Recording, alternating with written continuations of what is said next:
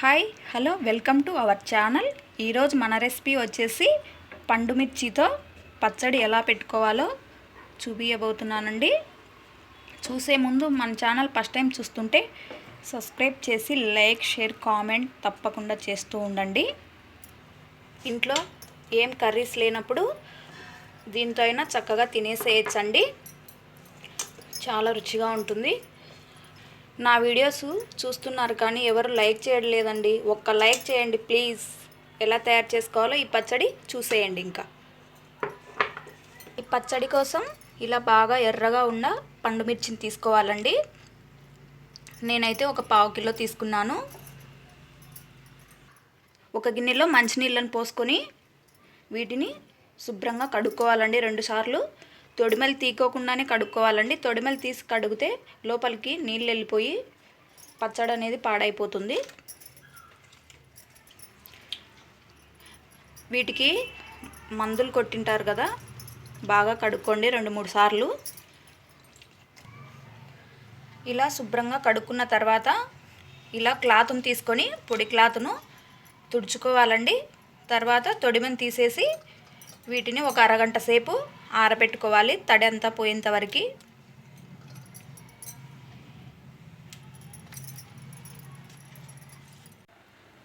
Stove వెలిగించుకొని pan పెట్టుకొని 1/2 tea spoon మెంతులను వేసుకోవాలండి.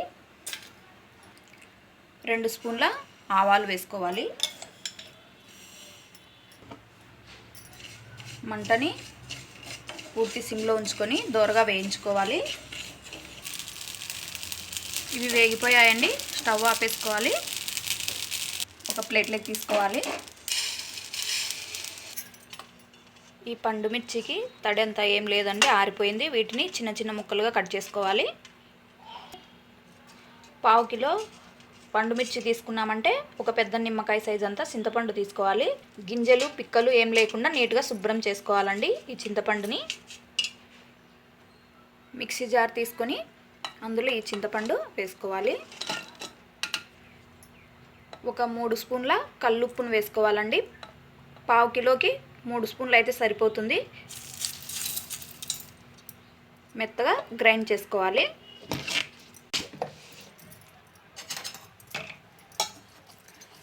చింతపండు ఉప్పుని ఇలా గ్రైండ్ చేసుకోవాలండి. ఇప్పుడు పొట్టు తీసి పెట్టుకున్న వెల్లుల్లి రెబ్బలు వేసుకోవాలి, ఒక 15 వరకు. సన్నగా కట్ చేసి పెట్టుకున్న పండు మిర్చిని కూడా వేసుకోవాలి.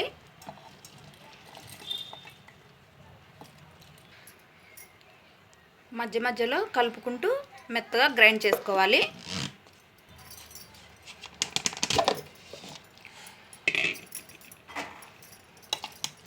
ఈ విధంగా గ్రైండ్ చేసుకోవాలండి.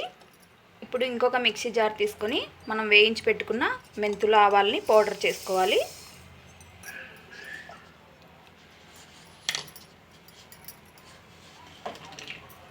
ఈ పౌడర్ని ఈ పండు మిర్చి పేస్ట్లో వేసుకోవాలండి. 1/2 టీ స్పూన్ పసుపును వేసుకోవాలి. అంతా కలిసేటట్లు మళ్ళీ ఒకసారి గ్రైండ్ చేసుకోవాలి.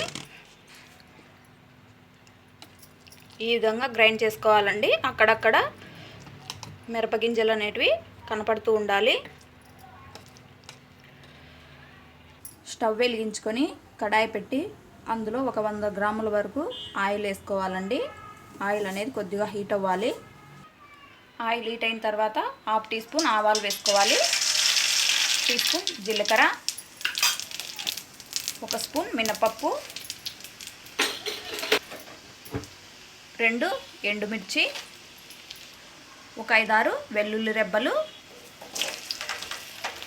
కొద్దిగా కరివేపాకు, కొద్దిగా ఇంగువ. ఇప్పుడు స్టవ్ ఆపేసుకోవాలండి.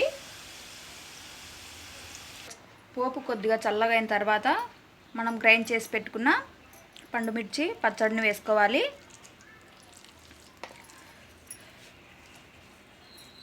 మనం పోపు వెంటనే పెట్టుకొని అవసరం లేదండి, 2 రోజుల తర్వాత అయినా పెట్టుకోవచ్చు.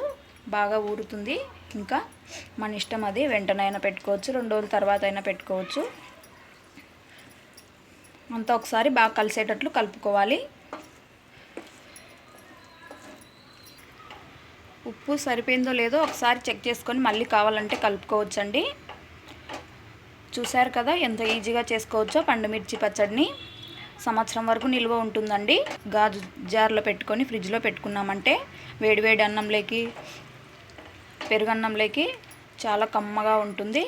మీరు కూడా ఒక్కసారి ట్రై చేయండి. మన ఛానల్ ఫస్ట్ టైం చూస్తుంటే సబ్స్క్రైబ్ చేసి లైక్, షేర్, కామెంట్ తప్పకుండా చేయండి. Thank you for watching.